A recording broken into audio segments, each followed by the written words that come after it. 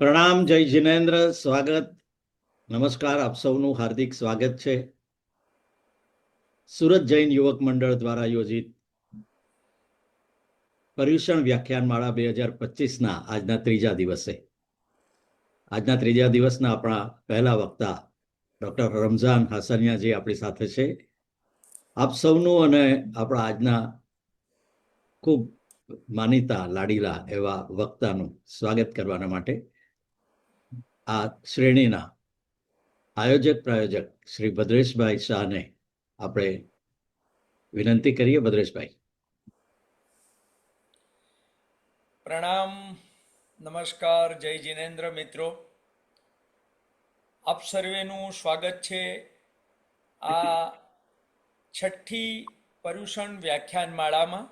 તો આજે આ ત્રીજે દિવસે પ્રવચનની અંદર આપણા બહુ જ જાણીતા એવા ફરીથી આ બી એક એવો પણ એક તરુણ તુર્ક છે, જૈન ધર્મના પ્રખર અભ્યાસી છે, અત્યંત લોકપ્રિય એવા doctor Ramzanbhai હાસણિયા, doctor professor Ramzanbhai હાસણિયા હમણાં જ કંઈક અંજારની કોઈ કોલેજમાં રાપરથી શિફ્ટ થયા છે, તેવા તેઓ કચ્છથી આપણી વચ્ચે જોડાઈ રહ્યા છે. આપણે એક ટૂંકમાં ઝડપથી હું લઈ લઉં છું પ્રવચન એમનો પરિચય. રમજાનભાઈ હસાણિયાનો જન્મ તારીખ 3/12/84ના રોજ કચ્છ જિલ્લાના મોટી ખાખર ગામે થયો હતો. એમણે ગુજરાત યુનિવર્સિટીમાં ગુજરાતી વિષય સાથે સ્નાતકની ડિગ્રી મેળવી MA અને MPhilનો અભ્યાસ કચ્છ યુનિવર્સિટીમાંથી કર્યો. ડૉક્ટર દર્શનાબેન ધોળકિયાના માર્ગદર્શન હેઠળ અર્વાચીન ગુજરાતી કવિતામાં આધ્યાત્મ ભાવનું નિરૂપણ ચૂંટેલી કવિતાઓના આધારે એ વિષય પર શોધ કાર્ય કરી PhDની ઉપાધિ મેળવી. MA માટે તેમને આચાર્ય યશવંત શુક્લ સુવર્ણચંદ્ર પ્રાપ્ત થયેલ છે. ડૉક્ટર હસણિયાએ વર્ષ 2007થી 14 સુધી મુન્દ્રાની કચ્છની Shri RD arts and commerce કોલેજમાં અધ્યાપન કાર્ય કર્યું. ત્યારબાદ GPSની પરીક્ષા પાસ કરી વર્ષ 2014થી રાપરની સરકારી વિનયન અને વાણિજ્ય કોલેજ ખાતે ગુજરાતી વિષયના મદદનીશ પ્રાધ્યાપક તરીકે કાર્યરત છે. પરંતુ હવે તો તેઓ એનાથી એક સ્ટેપ આગળ વધી અને અંજારની કોલેજમાં તેઓ હવે કાર્યરત થશે અથવા થઈ ગયા છે ઓલરેડી. તેમણે સાહિત્ય ઝરણું અને સ્વમાં નીરવતા નામે અનુક્રમે ઉપાધ્યાય શ્રી ભુવનચંદ્રજી અને ડૉક્ટર ગીતા જૈનના લેખોનું સંપાદન કરેલ છે. પ્રબુદ્ધ જીવન, શબ્દસૃષ્ટિ, પરપ, સમણું આદિમાં તેમના લેખો પ્રગટ થતા રહે છે. વર્ષ 2013માં શ્રી મુંબઈ જૈન યુવક સંઘની પર્યુષણમાં તેમને લોગસ સૂત્ર વિશે પ્રથમ વ્યાખ્યાન આપેલું. ત્યારબાદ તો ભારતના વિભિન્ન ખૂણે તેમના વક્તવ્યો નિયમિત રીતે ગોઠવાતા રહે છે. જૈન સૂત્રો, સ્નાત્રો ઉપરાંત મધ્યકાલીન સંતો, કવિઓની અનુભવ સિદ્ધ કવિતાઓ એ તેમનો રસનો વિષય છે. પારંપરિક ઢાળમાં તેમના દ્વારા થતી સગાન પ્રસ્તુતિ હૃદયને ઝંકૃત કરનારી બની રહે છે. તો સાદી સરળ બાનીમાં ગુઢ સૂત્રોના રહસ્યોને ઉગાડી આપવાની તેમની શૈલી નિરાળી છે. અમેરિકા સ્થિત જૈના જેવી વૈશ્વિક સંસ્થાના મંચ પરથી પણ તેમને વક્તવ્યો આપેલા છે. આ એક બહુ ગૌરવની વાત છે. જૈન ધર્મ ઉપરાંત સાહિત્ય અને ગાંધી વિનોબા વિશેના તેમના વક્તવ્યો પણ એટલા જ મનનીય હોય છે. વિવિધ વિષયો પર તેમના વ્યાખ્યાનો YouTube પર કાયમને માટે ઉપલબ્ધ છે. ઉપાધ્યાય ભુવનચંદ્રજી મહારાજ સાહેબ, ડૉક્ટર દર્શનાબેન ધોળકિયા અને ડૉક્ટર ગીતાબેન જૈન જેવા ગુરુજનોની તેમને તાલીમ મેળવી છે. તેઓ ઉદ્યમશીલ અધ્યાપક અને અભ્યાસિક યુવક તરીકે બહોળી લોકચાહના ધરાવે છે. અત્યંત લોકપ્રિય છે એવા રમજાનભાઈ હસણિયાને આપણે આવકારીએ અને એમને સ્વાગત કરી. સૌને મારા પ્રણામ અને જય જિનેન્દ્ર. સુરત જૈન યુવક મંડળ દ્વારા આયોજિત આ છઠ્ઠી ઓનલાઈન પર્યુષણ વ્યાખ્યાનમાળામાં સતત છઠ્ઠા વર્ષે આપ સૌની સામે એક ચહેરો આવ્યા કરે એનો મને પણ જરાક અપરાધ પણ લાગે. એટલે ભદ્રેશભાઈને કહીએ કે આવતા વર્ષે અમને છોડીને બીજા નવા ચહેરાઓ તમે લાવો. આજે એ તમારો પ્રેમ છે કે તમે બધા અમારા જેવા નવા નિશાળીયાને એક પછી એક વિષયો પર વાત કરવાની તક આપ્યા કરો છો, અને એ નિમિત્તે નાનકડો તો નાનકડો પણ એક સ્વાધ્યાય કરવાની તક મળ્યા કરે છે. પર્યુષણ પર્વ હજી શરૂ થવામાં છે, દિવસો નજીક આવી રહ્યા છે. એ દરમિયાન વિષયની વિચારણા ચાલતી હતી, એટલે મારા મનમાં આ વખતે જરા જુદો વિષય આવ્યો, અને ભદ્રેશભાઈએ એના માટેની પરવાનગી આપી. એના માટે આરંભે જ એમનો આભાર માંગ્યો. મારા વિષયની માંડણી કરું એ પહેલા એક મંગળ શ્લોકનું ગાન કરવાનું મન થશે. અરે વાહ વાહ. એ પણ આ જ વિષયને અનુરૂપ એવું એ શ્લોક છે. એવો આપણે સૌ આ શ્લોકનું ગાન નિયમિત કરતા હોઈએ એવું બહુ જાણીતો શ્લોક. મંગલમ ભગવાન વીરો મંગલમ ગૌતમ પ્રભુ મંગલમ સ્થૂલિભદ્રાદ્ય જૈન ધર્મોસ્તુ જૈન ધર્મોસ્તુ ભગવાન મહાવીર, ગુરુ ગૌતમ સ્વામી, આ બંને સાથે જેમનું નામ અત્યારે અને આવનારી ચોવીસીઓમાં પણ બોલાયા કરશે, એવા ચારિત્ર્ય ધર્મના મહા ઉપાસક, શીલને શોભાવનારા, કામ વિજેતા સ્થુલીભદ્રજી મહારાજ સાથે સંકળાયેલી એમની વાત અને એમની સાથે સંકળાયેલ બીજું એવું એક પાત્ર કોશા, આ બેની વાત આજે મારે તમારી સમક્ષ મૂકવાની છે. કામીથી મોક્ષગામી બનેલા આ બે જણ. કામ જેવો વિષય આપણે ત્યાં થોડો ઓછો ચર્ચાતો હોય છે. આમ પણ જાહેરમાં એ બધા વિષયની ચર્ચા કરવાનો જરા સંકોચ પણ આપણને થતો હોય છે. પણ તમને જાણીને નવાઈ લાગશે કે જૈન મુનિઓ દ્વારા કેટલી એકબીજાથી ચડે એવી ઉત્તમ કામ કથાઓ મધ્યકાળમાં રચાઈ છે, જેમાં કામાસક્ત થયેલા વ્યક્તિ ધીરે ધીરે કેવી રીતે મેં કહ્યું એમ કામીમાંથી મુક્તિગામી બને છે, એની એકથી એક ચડે એવી ઉત્તમ કથાઓ છે. મારા સદનસીબે એમાંથી થોડી કથાઓમાંથી પસાર થવાનું આવ્યું છે, અને એ પસાર થતા આપણને એમ થાય કે ગમતું મળે તો અલ્યા ગુંજે ના ભરીએ ને ગમતાનું કરીએ ગુલાલ. એમ આપણને જે મળે છે, પ્રાપ્ત થાય છે, એનો ગુલાલ કરવાની તક આવી વ્યાખ્યાન માળાઓ આપણને આપ્યા કરે, આવા આયોજકો આપણને આપ્યા કરે, અને આપણે એનો લાભ લીધા કરીએ. આ કથાનકની વાત માંડતા પહેલા એનો એક વિચાર બીજ મારા મનમાં ક્યાં રોપાયો એની વાત કરવાનું પણ મને ગમશે. રાજકોટ નાગરિક સહકારી બેંકમાં સુદામા ચરિત્ર વિશે મારે એક વખત વાત કરવા જવાની થઈ. સાવ પહેલું મારું ત્યાંનું વ્યાખ્યાન, પછી તો ઘણી વાર વાત કરવા જવાનું થયું. પણ એ વાત કરવા જતા મારા મનમાં આવ્યું કે જેમ સુદામાની કથા આટલી બધી પ્રસિદ્ધ થઈ છે, કુંવરબાઈ અને નરસિંહની કથા આટલી પ્રસિદ્ધ થઈ છે, નળ અને દમયંતીની કથા આટલી પ્રસિદ્ધ થઈ છે, કેમ કે પ્રેમાનંદે એને બહુ સરસ રમાડી એટલું તો ખરું, પણ એની ખૂબ ચર્ચા થતી રહી, એની ખૂબ વાતો થતી રહી. તો જૈન સાહિત્યના એક નાનકડા અભ્યાસી તરીકે, અથવા તો જૈન ધર્મના અને જૈન લોકોના મારા ઉપર જે ઉપકારો છે, એ બધાના સંદર્ભમાં મને એમ થાય કે જૈન ધર્મ પાસે પણ અઢળક કથાનકો છે, ઉત્તમોત્તમ કથાનકો એટલા બધા છે, અને મધ્યકાળમાં ખૂબ બધી કથાઓ લખાઈ છે. તો એવી કથાઓને આપણે લોકપ્રિય ક્યારે બનાવીશું, અથવા તો લોકોના મુખે આ બધી કથાઓ ચર્ચાતી થાય, વારંવાર કહેવાતી થાય, ઠેક ઠેકાણે આ બધી કથાઓ થતી થાય, આવું ક્યારે થશે? એટલે એનો એક નાનકડા પ્રયાસ રૂપે મને એમ થાય કે ચાલો ને, મને જ્યારે મોકો મળે ત્યારે કોઈ પૂછે તો હું કહું કે આવી એક વાત માંડવાનું મન છે, તમે જો રજા આપો તો ભદ્રેશભાઈએ રજા આપી, અને આજે આપણે સ્થુલીભદ્રજી અને કોશાની વાત થોડી મને સમજાય એવી રીતે માંડવાની કોશિશ કરીશું. ભરતેશ્વર બાહુબલી ઘોર નામની એક કૃતિ મધ્યકાળમાં આપણને મળે છે, જેમાં ભરત અને બાહુબલી આદિનાથ ભગવાનના બે દીકરા એમની યુદ્ધની બહુ જબરદસ્ત કથા છે. એની પણ નિરાંતે વાત થઈ શકે. પણ મધ્યકાળમાં બે પ્રેમી યુગલો બહુ જ પ્રસિદ્ધ થયા. જૈન પ્રેમી યુગલો આમ તો ઘણા છે, પણ જૈન પ્રેમી યુગલો બે, એક નેમિનાથ ભગવાન અને રાજીમતી, અને બીજા સ્થુલીભદ્ર અને કોષા.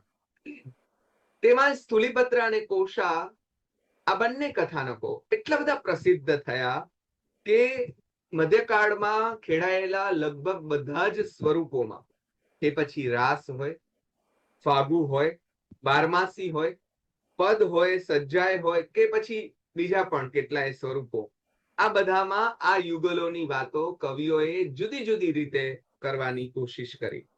આ બધા જ કથાનક, આ કવિઓ આ કથાનકને જુદી જુદી રીતે પોતપોતાની રીતે રમાડે છે, પોતપોતાની રીતે આલેખે છે. એટલે તમે જુઓ કે એક જ કથાનકને જુદા જુદા કવિઓ પોતપોતાની રીતે આલેખવા મથે ત્યારે એમાં કેવું તો સત્વ હશે એ આપણને જોવાની મજા પડે. આજે આપણે એમાંના એક યુગલ એટલે કે સ્થુલીભદ્ર અને કોષાની વાત માંડવાની છે. તમે કહેશો કે એમની વાત તો અમને ખબર છે, કથા તો બહુ જાણીતી છે, બધાને જ ખબર છે. હું જયારે સુદામાની કથા કરવા ગયો ત્યારે પણ બધાને સુદામાની કથા ખબર જ હતી. એટલે મેં આ સ્પષ્ટતા ત્યાં પણ આરંભે કરી કે કથા તો તમને ખબર છે, પણ હું જે કથા કહેવા આવ્યો છું તે પ્રેમાનંદે કહેલી કથા છે. અને એ કથા સાંભળ્યા પછી તમને લાગશે ઓહો, પ્રેમાનંદને જે કહેવું હતું તે આપણને નથી ખબર. તો વાર્તા તો બધાને ખબર છે, પણ મજા શેની છે? તો કે મજા છે એના આલેખન. એમાં જે વાત કરીએ ને ઉદાહરણ આપીએ તો અમને શિક્ષકોને તો તરત ઉદાહરણ આપવાનું મન થાય કે એક પથ્થર હોય, એને એક મજૂર છે એ ભારની નજરથી જુએ છે, જ્યારે એક કલાકાર શિલ્પી છે તે એની અંદરનો આકાર જુએ છે. આ ફરક છે બેયની નજર. અને એ નજરના ફરકના કારણે એનો નજરિયો જે બદલે છે અને પછી જે અભિવ્યક્તિ પામે છે એ વાત આખી બદલી જાય છે. તો આજે આપણે મધ્યકાળના મહાન કવિઓની નજરે સ્થુલીભદ્ર અને કોષા એમને જોવાના, જાણવાના અને થોડા માણવાના છે. એ પહેલા થોડીક આ વિષયને લગતી સ્પષ્ટતા કરી લો. આપણે ત્યાં ભારતીય સંસ્કૃતિમાં જીવનના 4 આધાર સ્તંભ દર્શાવાયા છે: ધર્મ, અર્થ, કામ અને મોક્ષ. ધર્મ, અર્થ અને કામ થી યાત્રા વિસ્તરતી મોક્ષ સુધી પહોંચવાની છે. એટલે ધર્મ, અર્થ અને મોક્ષની સાથે આપણે ત્યાં કામનો પણ સ્વીકાર છે. એટલું જ નહીં, પણ આ 3 ની સાથે એને પણ એટલો જ ઉચ્ચ દરજ્જો આપણે ત્યાં આપવામાં આવે છે. સંયમિત કામ જીવન માટે આપણે ત્યાં લગ્ન જેવી ઉત્તમોત્તમ વ્યવસ્થા. હમણાં જ હું ઋષભદેવ ભગવાન વિશે વાત કરી આવ્યો ગઈકાલે જ અમારા જ ગામમાં. તો એમણે જે કઈ સંસ્કૃતિની સ્થાપના કરી એમાં લગ્ન વ્યવસ્થા પણ ભગવાને આપણને આપી. અને આપણે ત્યાં હિન્દુ દર્શનમાં તો લગ્નને પણ એક સંસ્કાર કહેવા. તો જેમ બાળકના જન્મથી માંડીને ગર્ભ સંસ્કારથી માંડીને છેલ્લા અગ્નિ સંસ્કાર સુધીના સંસ્કારોમાં નું એક સંસ્કાર તે લગ્ન સંસ્કાર. હવે કામ પ્રત્યે છોછ કે સૂગ એ આપણી સંસ્કૃતિમાં નથી, પણ આપણે ત્યાં એના અતિરેકની છૂટ પણ નથી. આપણે ત્યાં સંયમિત કામ જીવન માટેની બહુ જ સરસ સામાજિક વ્યવસ્થા ભારતીય સંસ્કૃતિમાં થઈ.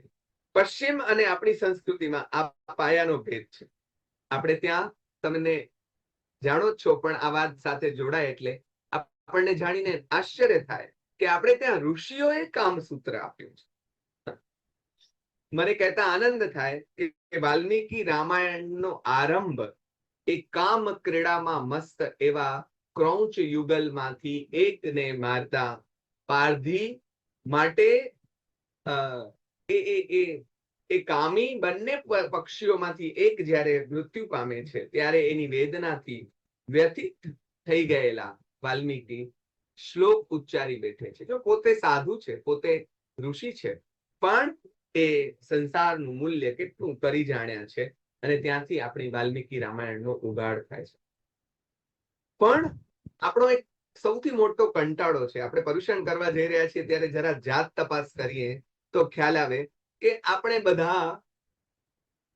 બધા એમ બોલીએ છીએ ત્યારે આપણી આખી નાત, આપણી આખી જાત, એમાં મોટા ભાગના લગભગ દંભને સેવીને બેઠેલા લોકો છે.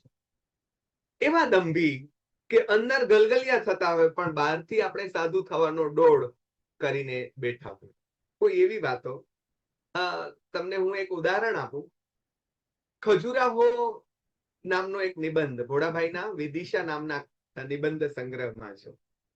ભોળાભાઈ બહુ સરસ રીતે લખે છે કે મંદિરમાં પ્રવેશતા ખજુરાહો, આપ જાણો છો કે રતિ શિલ્પો માટે જાણીતું મંદિર છે.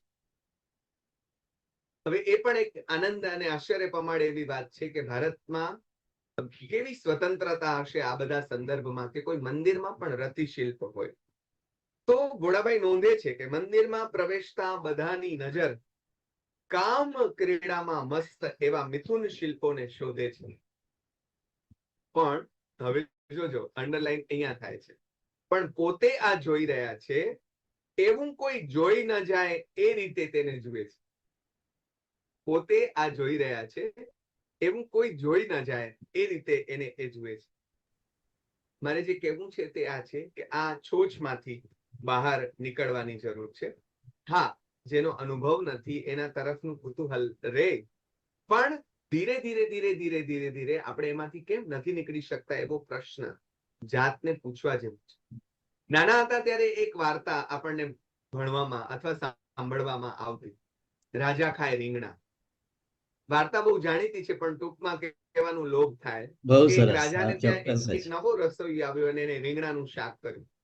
બહુ સરસ શાક કર્યું એટલે રાજાએ તો વખાણ કરીને પોતાના ગળાનો હાર ઉતારીને એને આપી દીધો.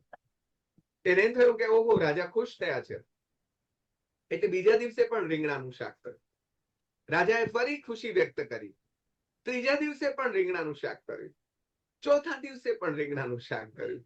આખરે રીંગણાનું શાક ખાઈને કંટાળેલા રાજાએ એ વાટકો ઘા કર્યો. મારે ઈશારો જરા બીજી તરફ કરવો છે કે આપણે રીંગણાનું શાક ખાઈને તો ઉવેખી જઈએ છીએ, પણ આપણી આ વૃત્તિમાંથી ધીરે ધીરે ધીરે ધીરે કેમ બહાર નીકળી શકતા નથી અથવા એમાંથી કેમ પર થઈ શકતા નથી. હવે આપણી આ સ્થિતિ રાજા ખાય રીંગણા રાજાની જેવી સ્થિતિ ક્યારે થશે એ વિચારવાની છે. આટલી વાત કર્યા પછી હવે ધર્મ, અર્થ અને કામથી મોક્ષ સુધીનો હનુમાન કૂદકો લગાવવો હોય તો એના માટે ચારિત્ર્યની કોઈ વાત આપણને કામે લાગે. એટલે આજે આપણે એવા ચારિત્ર્યના સ્વામી, ચારિત્ર્ય ધર્મના ઉપાસક એવા સ્થુલીભદ્રજીની થોડીક વાત આપ સૌની સમક્ષ માંડવી છે. મધ્યકાળમાં સ્થુલીભદ્ર અને કોષાના એક જ કથાનકને આલેખથી 67 જેટલી કૃતિઓ આપણા એક વિદ્વાનને પ્રાપ્ત થઈ છે, જેમાંથી કેટલીક કૃતિઓ પ્રગટ થઈ છે અને કેટલીક હસ્તપ્રતોમાં જ હજી સંગ્રહિત છે. આનો અભ્યાસ આપણા જૈન સાહિત્યના મર્મજ્ઞ અભ્યાસી ડોક્ટર કાંતિભાઈ બી શાહ અમદાવાદ વાળાએ બહુ જ ઊંડાણપૂર્વક કર્યો છે. કોઈને રસ પડે તો પ્રોફેસર જયંત કોઠારી સાહેબ, જે અમારા દાદા ગુરુ છે, મારા ગુરુ દર્શનાબેનના ગુરુ, એમની પાસે પીએચડી ના અભ્યાસ નિમિત્તે એમણે આ અભ્યાસ કર્યો છે અને તેમનું પુસ્તક સહજ સુંદર કૃત ગુણ રત્નાકર છંદ, જેનો મેં અહીંયા આધાર ગ્રંથ તરીકે ઉપયોગ કર્યો છે, એનો આધાર લઈને અન્યત્ર મળતી પણ કેટલીક કૃતિઓને મેં અહીંયા લીધી છે અને આ કૃતિઓને લઈને સ્થુલીભદ્ર અને કોષા નું આલેખન કઈ રીતે થયું છે, એમનું ચરિત્ર ચિત્રણ કેવી રીતે થયું છે, કઈ રીતે આ લોકો કામીમાંથી મુક્તિગામી બન્યા છે, એની વાત આપણે માંડીએ છીએ. મારે એ પણ સ્પષ્ટતા કરવી જોઈએ કે આ કથાનકના આધાર સ્તોત્ર ગ્રંથો, એમાં સૌથી પ્રાચીન ઉપદેશમાલા છે, એ ઉપરાંત ઉપદેશ પ્રસાદ છે, ઉત્તરાધ્યન સૂત્ર પરની સુખબોધ વૃત્તિ, બોધાવૃત્તિ ટીકા પણ છે, ભરતેશ્વર બાહુબલી વૃત્તિ કથાકોશ, યોગ શાસ્ત્ર શીલોપદેશ માલા પરની શીલ તરંગીણી વૃત્તિ. આ બધી કૃતિઓમાં આ સ્થુલીભદ્ર અને કોષાની કથા બહુ જ વિગતે જુદા જુદા સંદર્ભો સાથે, જરા જુદા જુદા વેરિએશન સાથે આવે છે. હું તમને કહેતો જઈશ. ઘણી બધી રચનાઓમાં સ્થુલીભદ્ર અને કોશાના પ્રેમ, મિલન અને પછી વૈરાગ્યની વાત વિસ્તારથી કરવામાં આવી છે.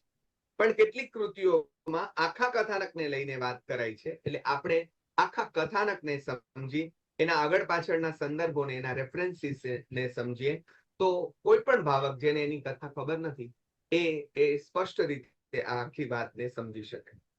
તો વાત જાણે એમ છે કે પાટલીપુત્રના રાજા નંદ એના મંત્રી શકતાલ છે, અને આ શકતાલ નાગર બ્રાહ્મણ જ્ઞાતિના હતા એવું પણ કેટલાક માને છે. કેટલાક તેમને કલ્પક વંશના હોવાનું પણ કહે છે. એમના પત્ની એટલે કે લાછલદેવ અથવા તો લક્ષ્મીવતી. તેમના સૌથી મોટા પુત્ર તે સ્થુલીભદ્ર અને બીજા પુત્ર તે શ્રીય. યક્ષા, યક્ષદત્તા, ભૂતા, ભૂતદત્તા, રેણા, વેણા અને એણા એમ અનુક્રમે એમની 7 દીકરીઓ છે.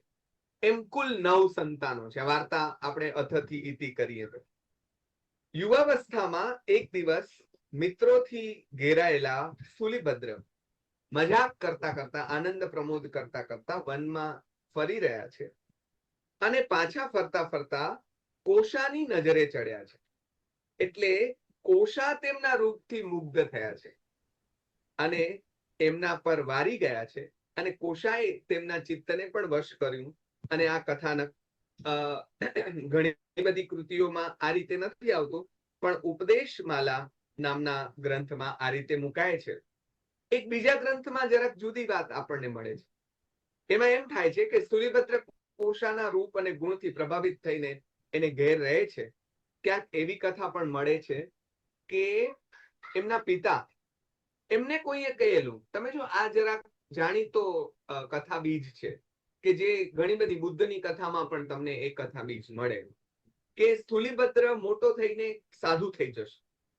એટલે એ સાધુ ન થાય એટલા માટે એને વિષય સુખમાં રાજતો કરવા માટે, તે માટે ધનનો વ્યય કરીને સ્વયં એના પિતાએ પુત્રને ગણિકાને ત્યાં એના આવાસે રહેવા મોકલ્યા છે.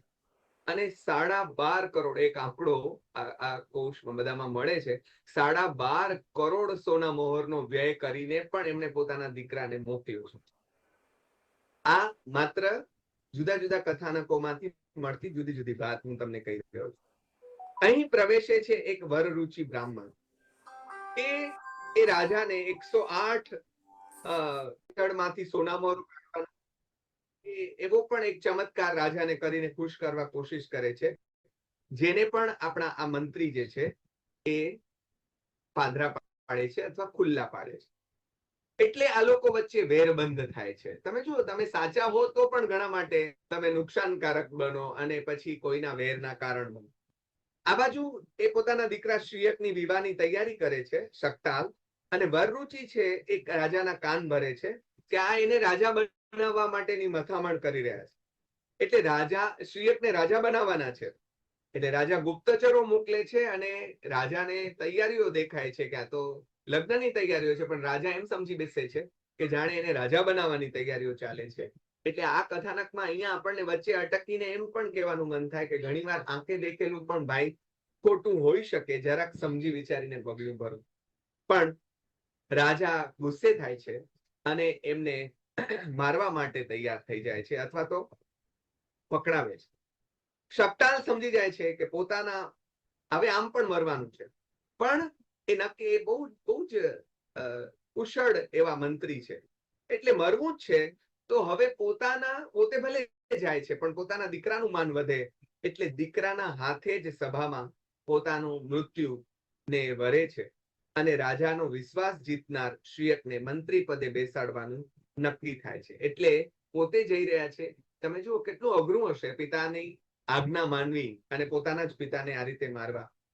પણ શ્રીયક કહે છે, હવે શ્રીયક ના પાડે છે કે ના, હું મંત્રી ના બની શકું, કારણ કે મારા મોટા ભાઈ એ પ્રધાન બને, એ મંત્રી બને. હવે આપણા નાયક પ્રવેશે છે. રાજા સ્થુલીભદ્રને બોલાવે છે, કારણ કે તેઓ તો કોશાને ત્યાં છે, અને એમને કહે છે કે તમે મંત્રી બનો. ત્યારે એ કહે છે કે હું વિચારીને જવાબ આપું. પણ માણસ જયારે વિચાર કરે છે ત્યારે એનામાં બદલાવ આવે છે. આ જે પર્યુષણ પર્વ છે એ આખરે જાત માટે વિચારવાની ક્ષણો છે. પોતાના આત્મા માટે વિચારવાની નવરાશ આપણને આમ તો મળતી નથી, એટલે પર્યુષણ જેવું પર્વ ભગવાને ગોઠવ્યું છે.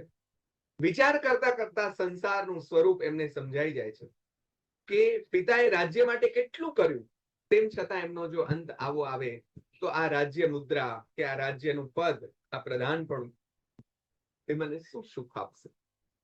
બીજો વૈરાગ્ય એ એમને વિષય સુખ પ્રત્યે જાગે છે.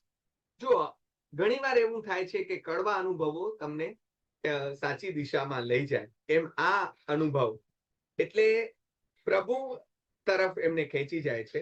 વિષય સુખ પ્રત્યે પણ એમને આવો જ વૈરાગ્ય જાગે છે કે કેવો હું સંતાન, કેવો હું દીકરો કહેવાઉં, કે મારા પિતાને આટલું બધું થઈ ગયું, એમનું મૃત્યુ થયું, ત્યાં સુધી હું વિષય ભોગમાં એવો અંધ રહ્યો કે એની સુદ્ધા મને ખબર નહીં પડી.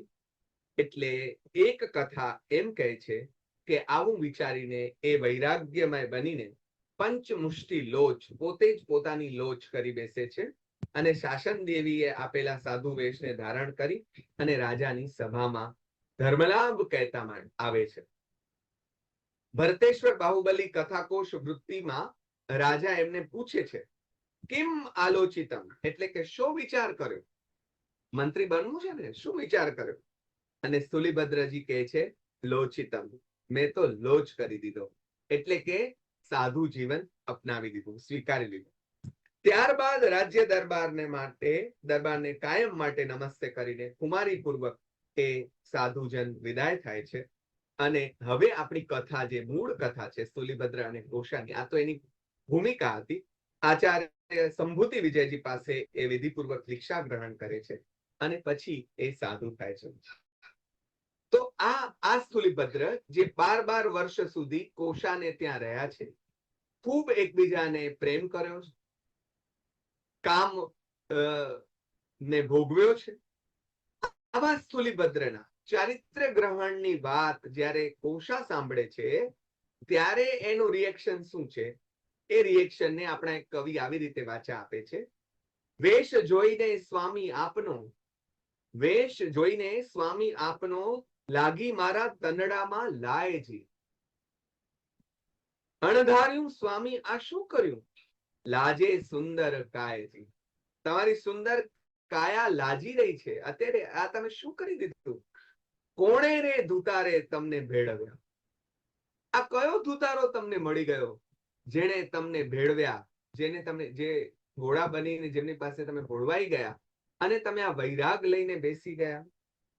સંભૂતિ વિજયજી મહારાજ સાહેબના શિષ્યો, એટલે કોણ છે એનો જવાબ આ છે કે સંભૂતિ વિજયજી પણ જાતે જ, જ્યાં સુધી વ્યક્તિ પોતે એને જ્યાં સુધી દર્શન ન લાદે, એને જ્યાં સુધી અંદરથી સમજણ ન ઉગે, ત્યાં સુધી બીજા તો શું કરી શકે. પણ સંભૂતિ વિજયજી મહારાજ સાહેબ પાસે એમણે દીક્ષા લીધી છે. હવે વાત એમ બને છે કે એમના શિષ્યો ચાતુર્માસ માટે જુદી જુદી જગ્યાએ જવાની આજ્ઞા પોતાના ગુરુ પાસેથી માંગે છે. કથા એમ કહે છે કે એક સાધુ છે એ એમણે સિંહની ગુફામાં રહીને પોતાની સાધના કરવા માટેની અનુજ્ઞા પોતાના ગુરુ પાસેથી માંગી. તો બીજા જે છે એમણે સાપના દર પાસે રહીને પોતાની સાધના કરવાની અનુજ્ઞા ગુરુ પાસેથી માંગી, ગુરુએ આપી. સ્થુલીભદ્રજીએ પોતાની પૂર્વ જીવનની પ્રેમિકા, અને ગણિકા એવો શબ્દ તો એમના માટે ન વાપરી શકીએ, પણ જે રોલમાં એ તે સમય હતા એવી કોશાને ત્યાં ચાતુર્માસ ગાળવાની ઈચ્છા પ્રગટ કરી. મને તો એ ગુરુ માટે આમ ભારોભાર અહોભાવ થાય છે કે કેવા એ ગુરુ હશે. હજી તો દીક્ષિત થયા જ છે. આપણે ત્યાં નવા સાધુ જે દીક્ષિત થાય એમની સાથે પણ અમે લોકો રહ્યા છે. એમને જે વિધિ વિધાન કરવાના હોય, એમના જે જોગ હોય, એમને કેટલી કાળજી લેવાની, એમને કેટલું બધું શીખવવાનું હોય, કારણ કે હજી તો દીક્ષિત થયા છે. સાધુ વેશ પહેરવાથી કઈ સાધુ થઈ જવાતું નથી. સાધુતામાં એ તો પ્રવેશની ક્ષણ છે.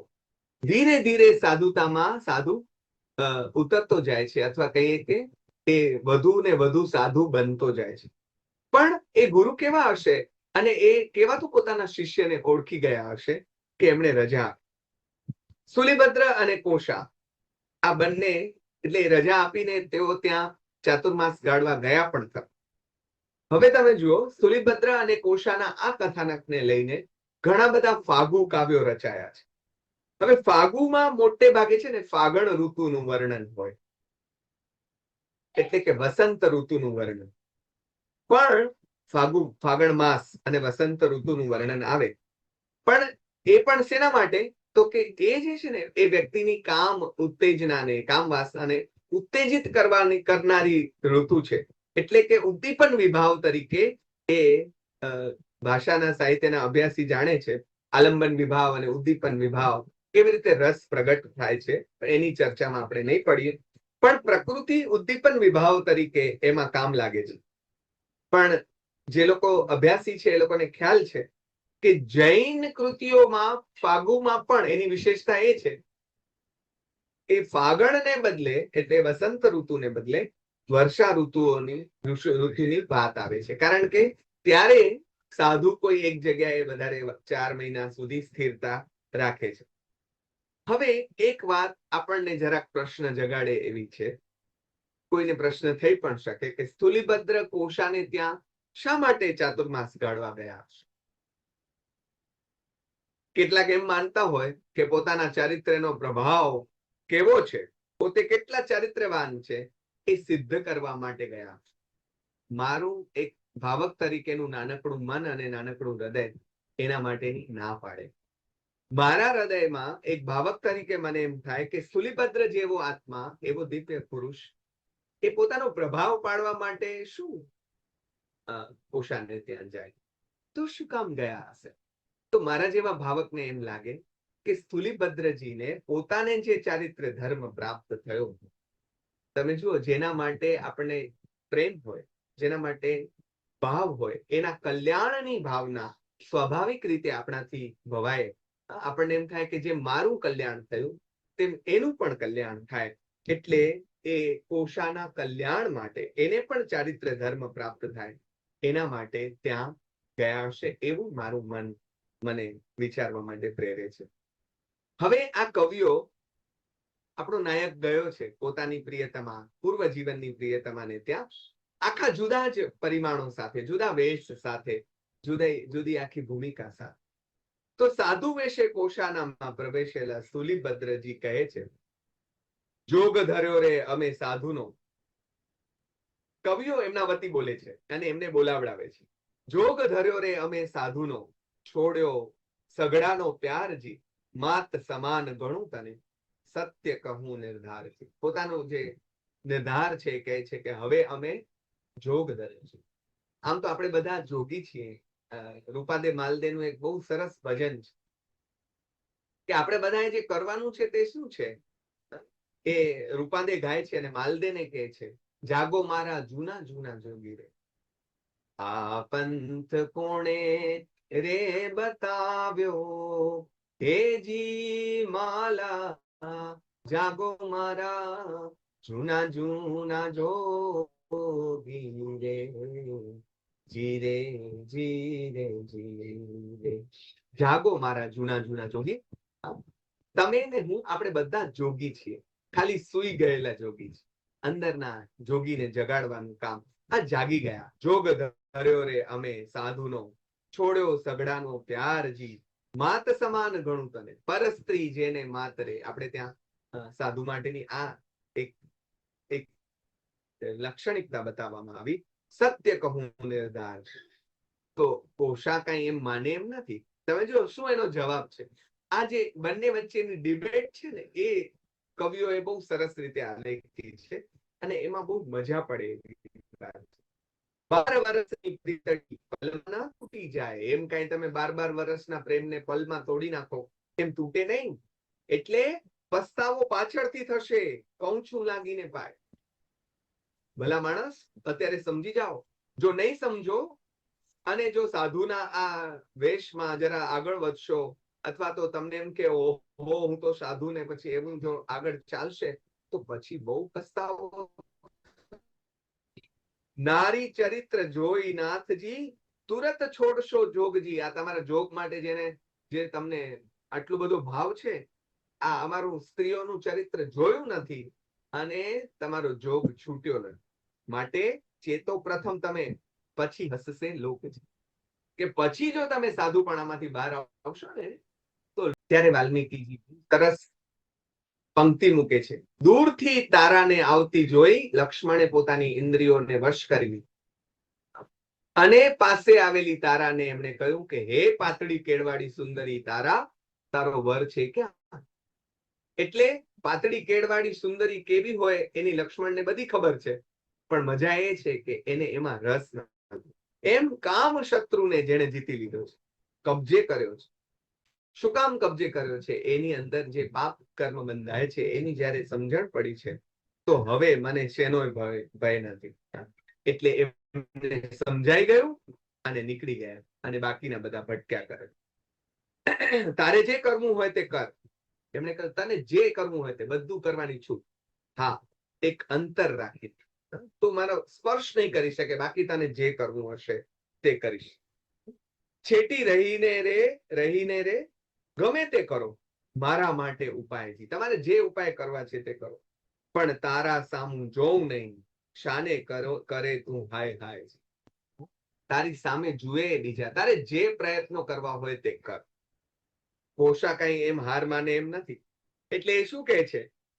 માછી પકડે છે ઝાડમાં, જળમાંથી જેમ મીનજી, તમ મારા નેત્રના બાણથી કરીશું તમને આધીનજી. હમણાં મારા નેત્રના બાણ છૂટશે ને, અને તમે ઘાયલ થઈ જશો. સ્ત્રીઓ પાસે ઘણા હથિયાર છે, એટલે એને પોતાની જાત ઉપર વિશ્વાસ પણ છે. એટલે ઢોંગ કરવા તજી દઈ પ્રીતે ગ્રહો મુજ હાથજી. આ બધા નાટક છોડો અને મારો હાથ પકડો. કાળજું કપાય છે મારું વચન સુણીને તમારા નાથજી. આ તમારા આવા વચન સાંભળીને મારું કાળજું કપાય છે. ચાલો તમે આ બધું પડતું મૂકો. સૂરીભદ્રનો જવાબ, 12 વર્ષ તુજ આગળે રહ્યો તુજ આવાસજી. તારા ઘરને આંગણે 12 વર્ષ રહ્યો છે. તમે કલ્પના કરો, 12 વર્ષની એમની પ્રીતિ છે, 12 વર્ષનો એનો સહ આનંદ છે. વિવિધ સુખ મેં ભોગવ્યા પીડા ભોગ વિલાસથી. તમે જો આ પ્રાયશ્ચિત છે, જેમ જેસલે કરેલું એમ. મેં આ પાપ આ કર્યા ને આ કર્યા આ કર્યા, તો સ્વીકાર છે. ધર્મમાં અધ્યાત્મના માર્ગમાં સૌથી પહેલો સ્વીકાર આવે. પણ એનું કારણ કે છે ત્યારે હતો અજ્ઞાન, હતો કામમાં અંધ છે. કેમ મેં આ કર્યું? તો કે કામાસક્ત હતો, કામમાં અંધ હતો, અજ્ઞાન હતો. પણ હવે તે રસ મેં ત્યજો, સુણી શાસ્ત્ર પ્રબંધ છે. હવે એ બધાનો મેં ત્યાગ કર્યો છે.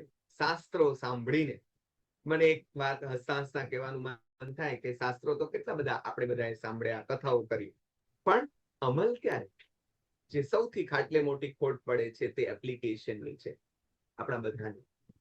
કોશા પોતાના રૂપ પર કોશાને વિશ્વાસ છે, એટલે ઉદાહરણ આપે છે કે ભાઈ રેવા દો.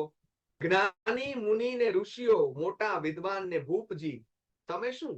મોટા મોટા જ્ઞાની, મોટા મુનિઓ, મોટા ઋષિઓ, મોટા વિદ્વાન અને મોટા મોટા રાજાઓ, તે પણ દાસ બની ગયા જોઈ નારીનું રૂપ. આપણને એવી ઘણી કથાઓ ખબર છે કે ફલાણા ઋષિ તપશ્ચર્યા કરતા હતા અને આ અપ્સરા આવ્યા અને નૃત્ય કર્યું, તપ ભંગ થયો. એવી ઘણી વાતો છે, આપણે એમાં નથી જવું.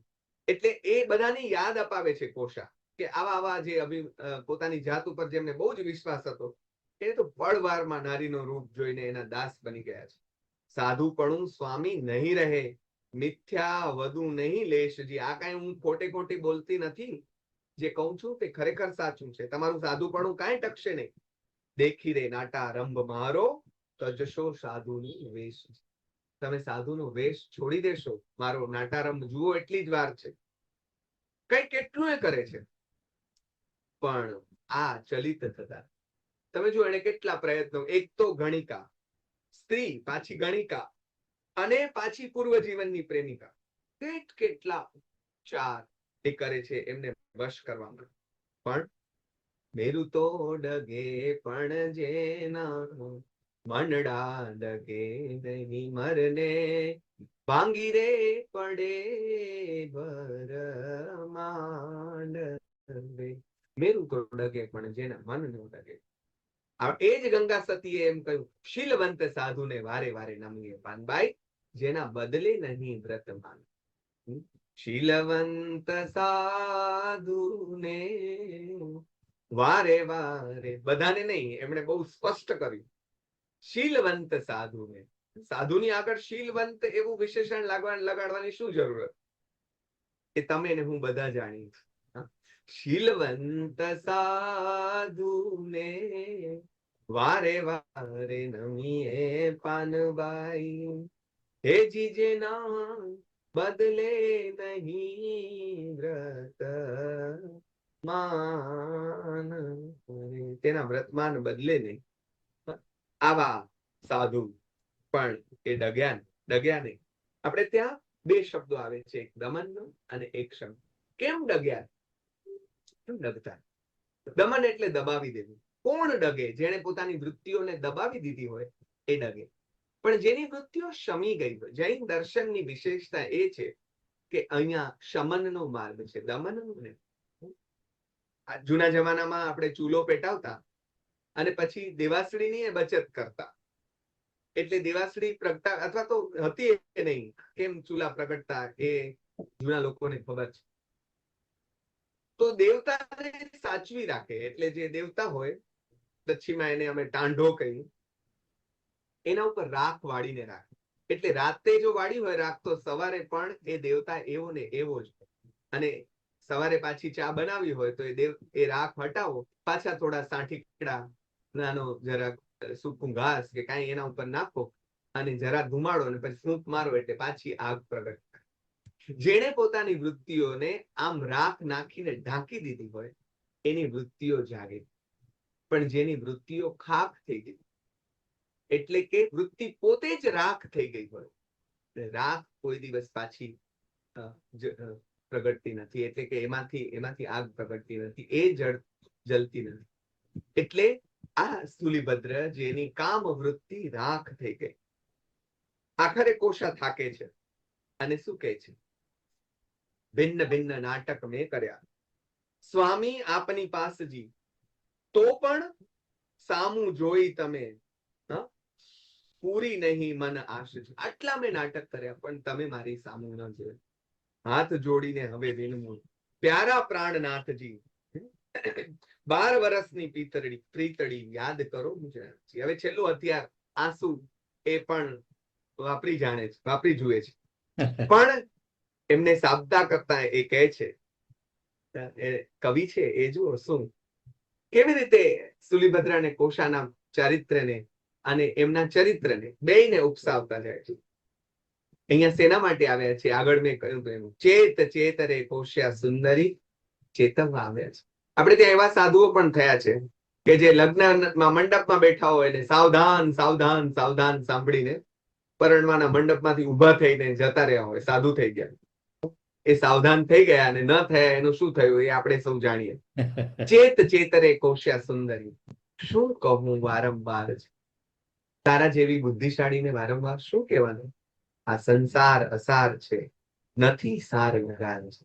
આ સંસાર અસાર છે, એમાં સાર નથી. તું ચેતી જા. જન્મ ધરી આ સંસારમાં નહીં ઓળખ્યો ધર્મજી, વિધવિધ વૈભવ ભોગવ્યા, કીધા ઘણા કર્મ. ઓ તો આ જન્મારું ફેલ જશે મારી માં, કેમ તું સમજતી નથી? અને પસ્તાવો અનુભવતી કોશા હવે શું ઉચ્ચારે છે એ જોવાની મજા પડે છે. વ્રત ચૂકવવા આપનું કીધા નાચને ગાનજી. માફ કરજો મારા વાલા, તમારો વ્રત ભંગ કરવા માટે મેં કેટલા નાચ ગાન કર્યા. છેડ કરી દે મુનિ આપની, બની છેક અજ્ઞાન. ખૂબ છેડતી કરી આપ, પણ એનું કારણ મારું અજ્ઞાન છે. શ્રેય કરો મુનિવર મુનિ, હવે મારું કલ્યાણ કરો. બતાવી શુભ જ્ઞાનજી, ધન્ય ધન્ય છે આપને દિશો મેરુ સમાનજી. તમને ધન્યવાદ છે, કરોડ કરોડ લાખ લાખ ધન્યવાદ છે. તમે તો મેરુ સમાન. અરે મેરુ પણ ડગી જાય પણ તમે ન ડગો. વાહ વાહ. હવે જુઓ, પોતે જે પામે છે એ બીજાને પમાડતા. એ શું કહે છે? છોડી મોહ સંસારનો, ધારો શિયળ વ્રત સારજી. જે પોતે લીધો છે એના માટે જ તો આવ્યા છે, એના કલ્યાણ માટે. એને આ માર્ગ પ્રતિબોધ કરવા માટે. એટલે છોડી મોહ સંસારનો, ધારો શિયળ વ્રત સારજી, તો સુખ શાંતિ સદા મળે, પામો ભવજળ પાર. જે તો તમે ભવના જલમાંથી પાર થઈ જશો. ચારિત્રનો માર્ગ બતાવ્યો અને ચારિત્ર ધર્મ અંગીકાર કરવા માટે પ્રેરિત કર્યા. પોતે કાજળની કાળી કોટડીમાંથી, આપણે ત્યાં એક ભજન બહુ ગવાય છે ને, મેલી ચાદર ઓઢ કે કૈસે દ્વાર તુમ્હારે. રાઈટ. હા, તો એ અહીંયા મારે કેવું એ છે, કબીર સાહેબ ને યાદ કરવા છે નરેશભાઈ, કે જ્યો કી ત્યો ધરદીની ચદરિયા. આ સાધક કેવો છે કે એને પોતાની ચાદરને સહેજ પણ મેલી થવા ન દીધી. એને કોઈ અફસોસનું ભજન આપણી જેમ ગાવું પડે એમ નથી કે મેલી ચાદર ઓઢ કે કૈસે દ્વાર તુમ્હારે આવું, ઓ પાવન પરમેશ્વર મેરે મન હી મન શરમાવું. એને સંકોચની કોઈ ક્ષણ નથી, કારણ કે એને કાજળની કોટડીમાં, ભયંકર અઘરું કામ છે, કાજળની કોટડીમાં પોતાની જાતને દાગ લાગવા ન દેવું. અને આ મુનિવર દાગ લગાડ્યા વગર એમાંથી બહાર આવ્યા. ચારિત્ર ધર્મનો જબરદસ્ત પ્રભાવ પડ્યો. અને એવું કહેવાય કે એ ગયા હતા ત્યારે સાધુ વેશે. તમે જુઓ, કોશાએ કેટલા પ્રયત્નો કર્યા અને પછી એ બહાર નીકળ્યા ત્યારે એ કોશા સાધ્વી બની. તમે આશ્ચર્ય થાય કે આ ચારિત્ર ધર્મનો પ્રભાવ, કે એમણે પણ કોશિશ, આમણે તો ખાલી પોતાની જાતમાં આત્મસ્થ રહ્યા, પછી પેલીએ જે કોશિશ કરી એ બહુ જ હતી. અને કોશાનું ચરિત્ર તમે વાંચો ને તો તમને ખ્યાલ આવે કે એને શું નહીં કર્યું હોય. એની ચિત્રશાળાના વર્ણનો વાંચો તો તમને ખ્યાલ આવે, એના રસોડાની વાત તમે જુઓ તો તમને ખબર પડે કે એને શું નહીં કર્યું હોય પોતાના પિયુને પોતાની તરફ વાળવા માટે. પણ એ બધાની વચ્ચે એ સ્થિર રહ્યા. તમે જુઓ કે મન જો અડગ હોય, અડગ મનના મુસાફરને હિમાલય પણ નડતો નથી. આવા સુવિચાર લખીને આપણા બોટ ઘસાઈ ગયા, પણ આપણને એ હજી એક લીટી પાકી થઈ નહીં, જેમ યુધિષ્ઠિરને નહોતી થઈ તેમ. એમણે જેમ કહ્યું ને કે સત્યમ વદ ધર્મમ ચર, એ મારાથી અત્યારે પાકું થયું નથી, કારણ કે આચરણમાં આવે તો પાકું થયું કહેવાય. તો આ અડગ મનના મુસાફિર આપણે ક્યારે થઈશું? આ સાધુનો વિજય થયો. વાત સંકેલવા આપણે જઈ રહ્યા છીએ ત્યારે હવે શું થવાનું છે એ પણ જરા જાણવાની મજા પડે એમ છે. ગુરુની પાસે પાછા આવ્યા, જેવા ગયા હતા તેવા, બલકે કામ વિજેતા બનીને. આખા આ જે એમનું કર્મ છે એના કારણે આવનારી 24સીઓમાં પણ એમનું નામ બોલાયા કરશે. જે આપણે આરંભે સ્તુતિ કરી, મંગલમ ભગવાન વીરો, મંગલમ ગૌતમ પ્રભુ, મંગલમ સ્થૂલિભદ્રાદય, જૈન ધર્મો મંગલમ. એનું કારણ આવી કટોકટીની ક્ષણોમાં પણ એમનો ચારિત્ર ધર્મ સ્થિર રહ્યું છે. એટલે ગુરુ એમને વધાવે છે, વત્સ તે તો દુષ્કરમાં દુષ્કર કામ કરે. હવે આવું થાય ને ત્યારે બીજા ચેલાને જરાક માઠું લાગે છે. કેમ માઠું લાગે છે? એ તો ભાઈ સિંહની ગુફામાં રહીને એમણે સાધના કરી હતી. આ ભાઈએ તો સરસ ખાધું પીધું છે, મજા કરી છે, મહેલમાં રહ્યા છે, અને એને ગુરુ એમ કે છે કે તમે દુષ્કર કામ કર્યું. એટલે એમને એમ લાગે છે કે આ મંત્રીનો દીકરો છે ને, એટલે એનું એટલું માન રાખ્યું છે અને એના વખાણ કરે છે. બાકી ખરેખર તો મારી સાધના મોટી છે અને મારા વખાણ થવા જોઈએ. એટલે આનું કામ તો સાવ સહેલું છે, હું પણ કરી આવું. અને પછી ગુરુ પાસે આજ્ઞા માંગે છે. શું કે છે? પેલા કોશાને મન તો હવે બધા પોતાના ભાઈઓ છે, અથવા તો એને તો આ કર્મ છોડી દીધું છે, પણ એની એક બહેન છે ઉપકોશા, એના ઘરે જવાની રજા માંગે છે. આ પણ કથા બધામાં નથી, પણ કેટલીક કથાઓમાં અને આપણા અમુક અંકોડા બહુ સરસ રીતે મળે એવી કથા છે. એટલે આપણે એની વાતની સાથે આપણી વાત સંકેલીશું. તો ઉપકથા એ મળે છે કે ઉપકોશાના ઘરે એ રહેવા જવાની વાત ગુરુ પાસેથી આજ્ઞા માંગે છે. ત્યારે ગુરુ બરાબર જાણે છે, જે એક ચેલાને 1 સેકન્ડમાં રજા આપે છે એ બીજા ચેલાને, કારણ કે તો ગુરુ છે ભાઈ, અને ગુરુ ચેલાના મનને બરાબર જાણે. એટલે કે છે તમે તમારો ચારિત્ર નહીં પાડી શકો, પણ પેલા વાર્યા વર્તા નથી. એટલે ગુરુ કહે છે કે જાઓ. તો પછી જાય છે અને ઉપકોશાની ચેષ્ટાઓ જોઈને હજી તો ગયા જ છે, અને જાતા વેદ ઉપકોશા તો ગણિકા છે નાય. તો આવી સુંદર અને પછી એની જે ચેષ્ટાઓ, એટલે સાધુભાઈ એમનું મન ડગી જાય છે. અને ઉપકોશા પાસે એ ભોગની પ્રાર્થના કરી બેસે છે. એટલે મારે અમારા દર્શનાબેન હંમેશા હસતા હસતા કે અધ્યાત્મના ચાડા ન પાડી શકાય. વાહ. તમને એમ થાય કે આણે એમ કર્યું તો લાવ ને હું આ ન પરણ્યા તો લાવો હું પણ ન પરણું.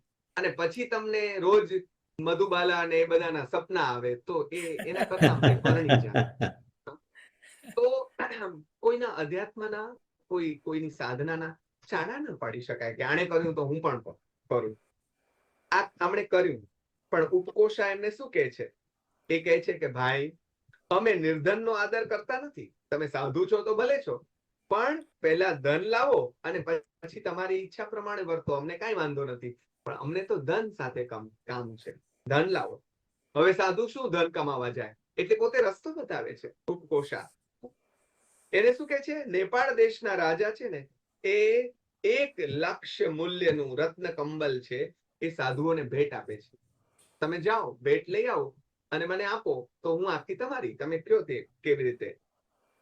તમે જુઓ કે વિષય સુખ ભોગવવાની લાલસાથી વર્ષાકાળમાં જ્યારે સાધુઓ વિહાર કરવાનું ટાળે છે, એટલે તો ચાતુર્માસે બેસે છે, કેટલીય તકલીફો વેઠીને એ સાધુ નેપાળ જાય છે અને રાજા પાસેથી ભિક્ષા માંગીને એ રત્ન કંબલ લઈ આવે છે. કેટલાય જીવોની હિંસા કરતા કરતા નેપાળ જાય છે અને જીવની જેમ સાચવીને એ કંબલને લઈ આવે છે. અને આવતા વેત, એમાં ઘણી લાંબી વાત છે, પણ એમાં ચોરથી કેવી રીતે બચાવે છે ને વગેરે વગેરે, પણ આપણે તો વાત સંકેલવાની છે હવે. એટલે આવતા વેત પાટલીપુત્ર પાછા આવે છે અને ઉપકોશાને રત્ન કંબલ ભેટ કરે છે. ઉપકોશાનો એક વ્યવહાર આપણે આફરીન પોકારી જઈએ એવો છે. ઉપકોશા શું કરે છે? એ રત્ન કંબલ હાથમાં લે છે, એનાથી પોતાના પગ લૂંછે છે અને એકદમ ગંદી જગ્યાએ આ રત્ન કંબલને ફેંકે છે. ઓલા તો દગાઈ જાય છે અને કહે છે કે એ અભાગણી, આ તે શું કર્યું? આવું કરાતું હશે? આવો મહામૂલો રત્ન કંબલ એને તે આવી ગંદી જગ્યાએ, આપણે પગ સાફ કરે ત્યાં સુધી ઠીક હતું, આટલી ગંદી જગ્યાએ આમ ફેંકી દીધો. આના માટે મારી પાસેથી તે મંગાવ્યો હતો. હવે જોજો ગણિકાનો જવાબ. એ ઉપકોશા શું કહે છે? તમારાથી તે વળી અન્ય કોણ નિર્ભાગી દુર્ભાગી શિરોમણી હોય? વાહ. તમે દુર્ભાગ્ય શિરોમણી છો મારા વાલા.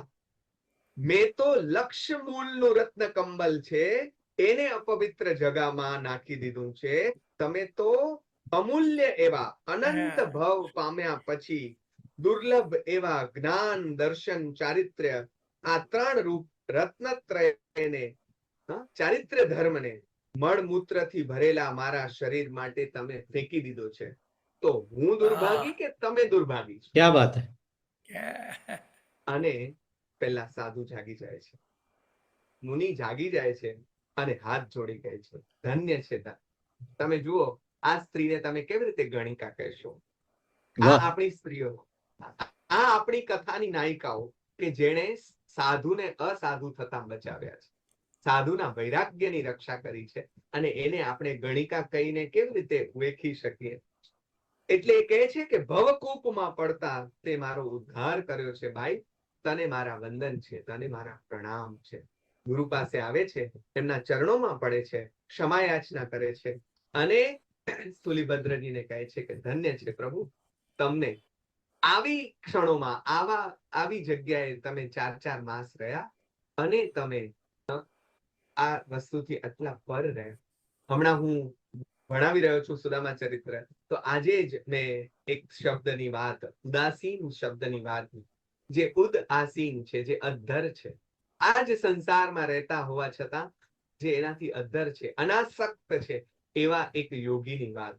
પણ એ યોગી પહેલા તો ભોગી છે, પછી ભોગીમાંથી યોગી થયા છે. પણ યોગી થયા તો એવા થયા, કામીમાંથી એવા તો મુક્તિગામી થયા કે આખરે એ મુક્તિને પ્રાપ્ત કરીને રહ્યા.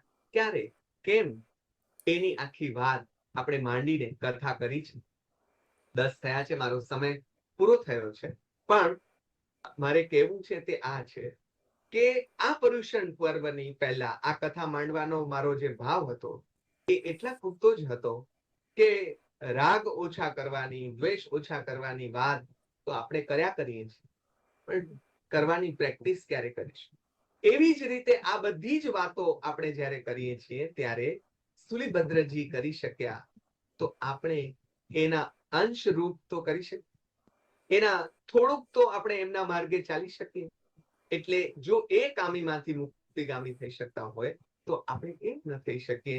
એવો એક વિચાર બીજ જો આપણા મનમાં રોપાય, એટલે આ સંસારમાંથી અત્યારે ને અત્યારે વિરક્ત ન થઈ જાવ તો કાંઈ નહીં. જૈન દર્શનની મજા એટલી બધી છે, હાઉ ફ્લેક્સિબલ તમને ખબર નહીં હોય. આપણે ત્યાં સ્વપત્ની સંતોષને પણ એક વ્રત કહેવામાં આવ્યું છે, અને એ વ્રતનું પાલન કરવાની હમણાં મારે એક કથા, બીજી કથાની વાત કરવાની આવેલી. એ પણ એક પદ્ય વાર્તા છે. તો એમાં એક સાધુ કવિ, એને ખબર છે બધા વૈરાગી નહીં થઈ શકે, બધા સુલીભદ્રની કક્ષાએ નહીં જઈ શકે, તો એનું પગથિયું ચડવા માટે એમણે વચ્ચેના સ્ટેપની કથા પણ મારે આપ સૌને બે હાથ જોડીને વિનંતી કરીને એ કહેવું છે કે આ બધા મૂલ્યો, આ સિદ્ધાંતો, આ બધી વાતો, આ દર્શનને પામવા જો આપણી પાસે શાસ્ત્રોને વાંચવાની તાકાત નથી તો કાંઈ નહીં, આવી કૃતિઓને તો વાંચો. ક્યાંક જેમ પેલા કુટકોશાના એક વિધાનથી પેલા સાધુ જાગી ગયા, તેમ કોઈ કવિના કોઈ એવા શબ્દના ચાબખાથી ક્યારેક આપણી જાત જાગી જાય અને આપણે એમાંથી ઉગરી જઈએ તો આવી પરુષણ વ્યાખ્યાન માળાઓનું આયોજન લેખે લાગ્યું કહેવાશે. આપ સૌએ આજે આ સુલીભદ્ર અને કોશાની વાતને નિમિત્તે મારી જે કાલી ગયેલી વાત સાંભળી એ માટે આપ સૌનો આભાર. ભદ્રેશભાઈનો, નરેશભાઈનો, આપ સૌ શ્રોતાઓનો પણ આભાર. પછીથી પણ સાંભળનાર છે એ સૌનો જ હું અત્યારેથી જ આભાર માની લઉં કે આ વાત મને વારંવાર કહેવાનું એટલા માટે મન થાય છે કે આ બધી કથાઓ વારંવાર વાગોળીએ, કારણ કે ક્યાંક વળી પાછું આપણી સુષુપ્ત થઈ ગયેલી પેલી વાતો એ પાછી જાગે અને વળી પાછા, કારણ કે આપણે છે ને ઓલું એકડો જેટલો ગૂંટાય એટલો મરોડદાર થાય. એટલે આપણે આ બધી વાતોના એકડાને ગૂંટ્યા કરવાનું છે. આપ સૌ એમાં સહભાગી થયા છો. મારી અલ્પમતી પ્રમાણે, મારા નાનકડા અભ્યાસ પ્રમાણે જે વાત મને સમજાય એ રીતે મેં મૂકી છે. આપ સૌ એનો વધુ અભ્યાસ કરો એવી પ્રાર્થના કરીને મારી વાત અહીંયા વિરામ આપું છું. આગળના જે વક્તા છે એમને પણ મારા પ્રણામ પાઠવું છું અને અહીંયા આપ સૌને પ્રણામ કરી અને અહીંયા વાત પૂરી કરું છું. સૌનો આભાર. બહુ જ સુંદર, વાહ વાહ. સરસ, ખૂબ સરસ. રમજાનભાઈ, નંદી ઘોષ સુરુજી કહી રહ્યા છે આનંદ આનંદ આનંદ, અને એક્સલન્ટ એવું લખી રહ્યા છે. સાંભળો એ અમારા માટે બહુ મોટી ઘટના કહેવાય. એટલે આપના ચરણોમાં વંદન છે સાહેબ. આપની પાસે તો અમે નાના નિશાળીયા છીએ.